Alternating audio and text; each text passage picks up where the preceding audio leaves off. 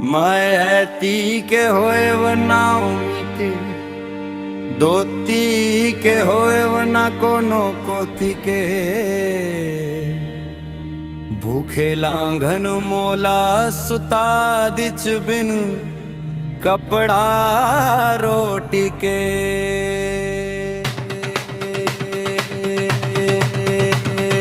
सबो डहरले मोला धकिया दीचना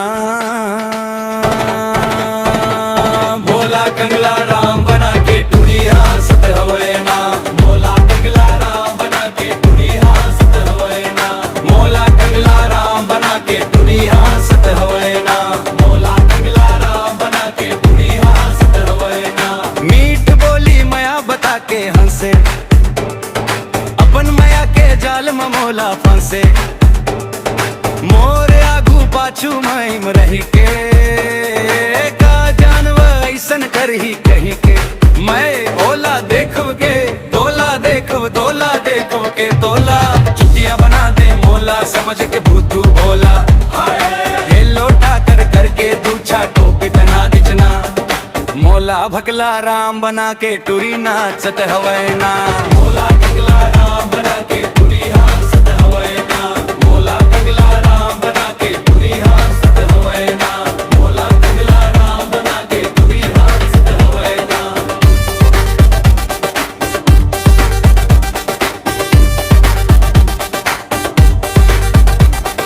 मैं का जानव संगी क्रिया के राज रे धोबी के कुत्ता कस घर के होए बना घाट के मया पीड़ित के बनना लठोर के बीच मंझधार मैं मोला जावत छोड़ के मैं हंसे सकव न रोए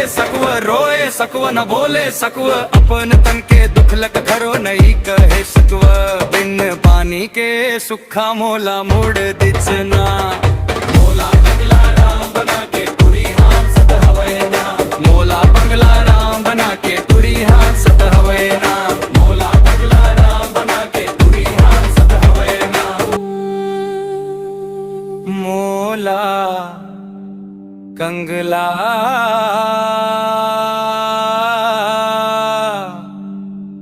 राम बना के टूरी हासत हवे ना।